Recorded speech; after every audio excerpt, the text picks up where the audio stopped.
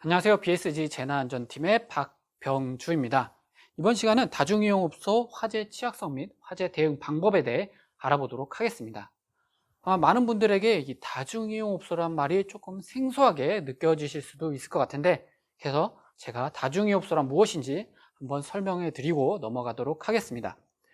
다중이용업소는 불특정 다수인이 이용하는 업소 중에 화재 등 재난 피해 발생 우려가 높은 장소를 정부에서 다중이용업소라고 지정을 하고 소방시설을 갖추도록 하고 있습니다.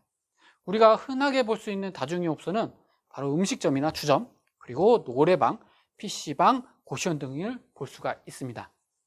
물론 불특정 다수인이 이용하고 화재 등 재난 피해 발생 우려가 높음에도 불구하고 이 다중이용업소에 포함되어 있지 않은 업종들도 있습니다. 주로 생겨난 지 얼마 안 된 신종 업종들이 여기에 해당하는데요. 보시면 방탈출 카페나 만화 카페, 키즈 카페, 스크린 체육 시설들이 여기에 해당합니다. 몇 년 전부터 가까운 실내에서 여가 생활을 즐길 수 있도록 이러한 시설들이 많이 생겨나기 시작했는데요. 우리 40, 50대 아버님분들, 우리 스크린 체육 시설 많이 가실 거죠. 스크린 골프나 이런 스크린 체육 시설 많이 가실 거고, 아이들 있는 30, 40대 분들은 키즈 카페 많이 가실 겁니다. 그리고 만화책 좋아하시는 분들은 만화 카페, 그리고 10대, 20대 분들, 젊은 분들에게 가장 핫한 곳이 바로 이 방탈출 카페죠. 많은 분들이 방탈출 카페를 많이 가보시지 못했을 수도 있기 때문에 제가 방탈출 카페가 무엇인지 간단하게 알아보도록 하겠습니다. 방탈출 카페는 원래 미국이나 유럽 등지에서 이벤트 형식으로 열리던 건데, 이게 2015년도부터 우리나라에 정착해서 홍대나 강남을 중심으로 지금은 전국에 300여 개의 매장이 운영 중에 있습니다. 탈출 못함 집에도 안 보낸다. 한 방탈출 카페 문 앞에 붙어있던 문구인데, 실제로 방탈출 카페에 입장을 하시려면 감금동의서를 작성하고 들어가셔야 됩니다. 감금동의서를 작성하셨으면 그 다음에는 방의 테마를 선택을 해주셔야 되는데, 테마는 이렇게 공포, 판타지, 스릴러 등 여러 가지 테마들의 방이 준비되어 있습니다. 자기가 원하는 테마의 방을 고르셨으면 그 다음에는 콘텐츠 유출 방지를 위해서 휴대폰이나 카메라 같은 전자기기 전부 다 반납하고 안대를 착용한 후에 입장을 하게 됩니다. 방에 입장해서 안대를 벗자마자 게임이 시작되는데, 단서나 흔적들을 찾아서 문제를 풀고 이들을 조합해서 방을 탈출하게 되는 게임이죠. 방은 하나의 구조로 이루어져 있기도 하지만 여러 개의 방이 이어져 있을 수도 있기 때문에 방 문을 열고 겨우 탈출했는데 또 다른 방이 나온다. 그러면 다시 단서와 흔적들을 찾아주셔야겠죠. 여기까지 듣고 나는 방탈출 카페 흥미가 있는데 재밌을 것 같은데 한번 가볼까? 라고 생각하시는 분들이 계실 것 같은데, 아마 다음 영상 보시면 생각이 조금 달라지실 수도 있을 거라고 생각을 합니다.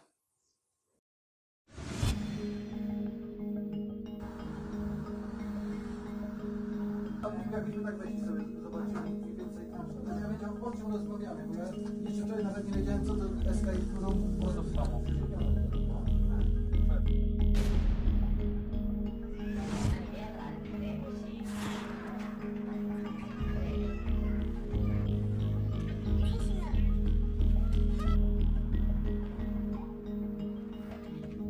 저희가 들어가시면 문을 가는데 게임하실 때 핸드폰 쓰실 수가 없으셔서 이게 말씀하시는 꺼내는 들으죠?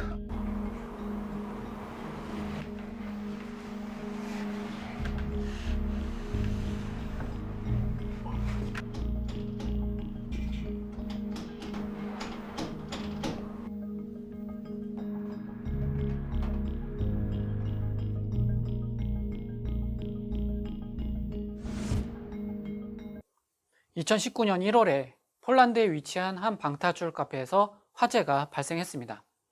생일을 맞이해서 이곳을 찾은 10대 여학생 5명이 목숨을 잃었는데요. 바로 안전시설 부재가 이런 참사를 일으켰습니다. 그러면 우리나라는 어떨까요? 서울에 위치한 한 방탈출 카페를 가봤습니다. 여기 5층짜리 건물에 4층, 5층에 방탈출 카페가 영업 중에 있었죠. 근데 뭔가 이상한 점 눈치채셨나요? 1, 2, 3층에는 있지만 4층, 5층에는 없는 게 하나 있습니다. 바로 창문이죠. 창문이 없기 때문에 왕관기 같은 피난시설을 설치할 수가 없습니다.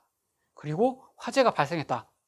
소방관들이 출동했다 하더라도 창문이 없기 때문에 이런 창문을 통해 구조활동을 할 수가 없겠죠. 안으로 한번 들어가 봤습니다. 방을 구획하고 있는 벽들이나 안에 장식물들이 목재나 합판으로 되어 있습니다. 보통 다중이용업소는 이런 목재나 합판을 설치할 경우 불에 잘 타지 않도록 방염 처리를 하고 있습니다. 하지만 여기에 방염 처리 되어 있을까요? 방염 처리 되어 있지 않았습니다. 그리고 스프링클러 역시 설치되어 있지 않았죠. 아까 영상에서 잠깐 스프링클러라고 나온 게 있는데 그건 사실 스프링클러가 아니라 바로 이 자동확산 소화기라는 겁니다. 자동확산 소화기는 스프링클러가 설치되어 있지 않은 건물, 주방이나 보일러실, 천장에 설치가 되어 있는데 화재가 발생해서 주변 온도가 일정 온도 이상 상승하게 되면 이 자동확산 소화기 헤드가 터지면서 자동으로 분말가루를 쏟아냅니다. 그럼 어떻게 작동하는지 짧은 영상 잠깐 보시겠습니다.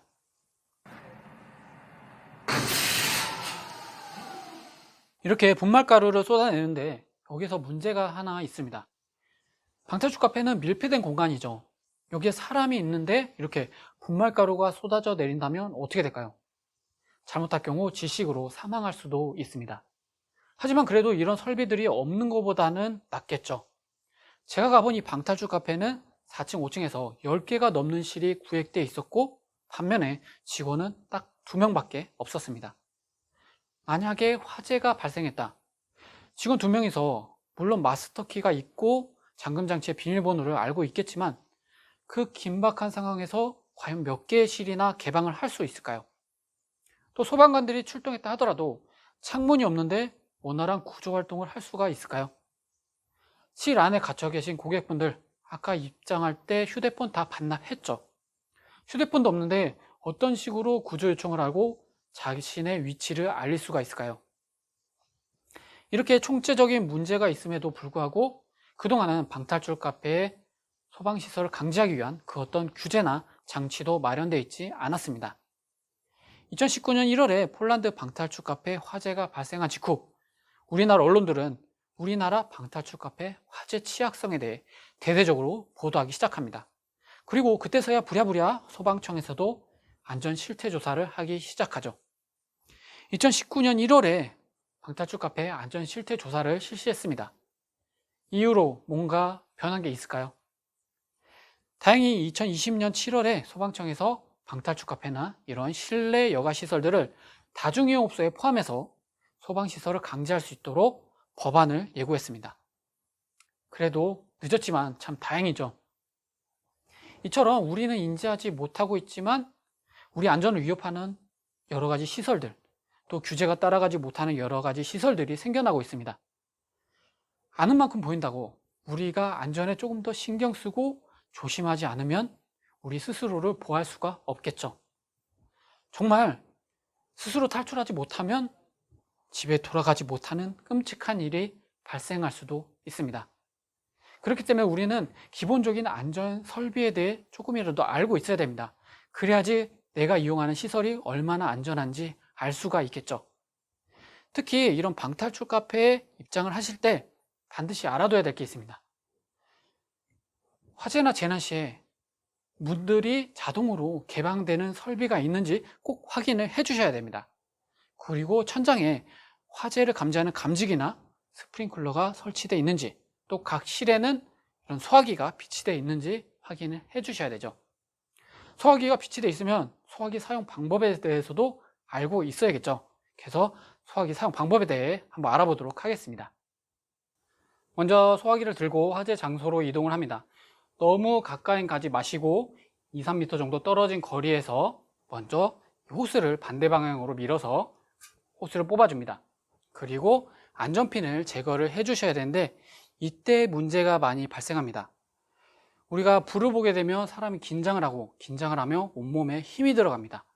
제 왼쪽 손에도 지금 잔뜩 힘이 들어가 있는데 자, 윗레바 아랫레바 꽉 잡고 안전핀 아무리 뽑으려 해도 안전핀 절대 뽑히지 않습니다. 왜냐하면 윗레바 아랫레바가 안전핀을 물고 있기 때문인데요. 그렇기 때문에 안전핀 뽑아 주실 때는 아랫레바만 들고 뽑아 주시던지, 또는 무거우니까 바닥에 내려놓고 몸통을 잡고 뽑아주시면 안전핀이 쉽게 뽑히게 됩니다. 안전핀 뽑아주셨으면 소화기 내 몸 앞으로 가져와서 호수 끝부분, 노란색 콘 부분을 잡아주신 후에 화재를 향해 방사를 해주시면 되는데, 이때 불 위에 아무리 방사해봤자 효과 별로 없습니다. 불이 붙은 물체를 덮어주신다는 생각으로 빗자루를 쓸듯이 소화를 해주시면 되는데, 마지막으로 중요한 거, 우리 소화기 사용 방법 배울 때 바람을 등지고 사용하라고 배웁니다. 그거는 밖에서, 실외에서 사용할 때 쓰는 방법이고, 실내에서는 뭘 등지고 사용해야 될까요? 실내에서는 출입문을 등지고 사용을 해야 됩니다. 만약에 출입문을 마주보고 사용하게 되면 초기 소화 실패했다, 그러면 저는 고립될 수가 있겠죠. 그렇기 때문에 출입문을 마주보고 사용을 해주셔야지 초기 소화 실패했다 하더라도 바로 소화기 버리고 뒤돌아서 대피를 하실 수가 있습니다. 소화기 사용 방법은 여기까지 배워보도록 하고, 다음으로는 대피 요령에 대해 알아보도록 하겠습니다. 화재가 발생했다, 그럴 때는 바로 옷가지나 손수건 등을 물에 적셔서 코와 입을 막아주시고, 그 다음에 낮은 자세로 한쪽 손으로 벽을 짚으면서 대피를 해주셔야 되죠. 이때 엘리베이터는 절대 탑승하시면 안 되고 유도등을 따라서 계단으로 대피를 해주셔야 됩니다. 그리고 마지막으로 현관문이나 방화문 같은 경우 열어져 있을 경우 반드시 닫아주셔야 되는데, 이렇게 열어둔 채로 방치할 경우 열과 연기가 계단으로 전부 유입될 뿐만 아니라 계단에 있는 신선한 공기가 계속 공급되면서 화재가 급속도로 확대될 수 있습니다. 지금까지 다중이용업소 화재 취약성 및 화재 대응 방법에 대해 알아봤습니다. 그럴 리는 없겠지만 만약에 내 앞에 화재가 발생했다, 그러면 오늘 보신 내용 한 번만 떠올리고 행동하신다면 내 스스로, 내 자신의 안전, 그리고 우리 가족, 친구들의 안전을 지키실 수 있을 거라고 생각이 됩니다. 그럼 이만 영상을 마치도록 하겠습니다. 감사합니다.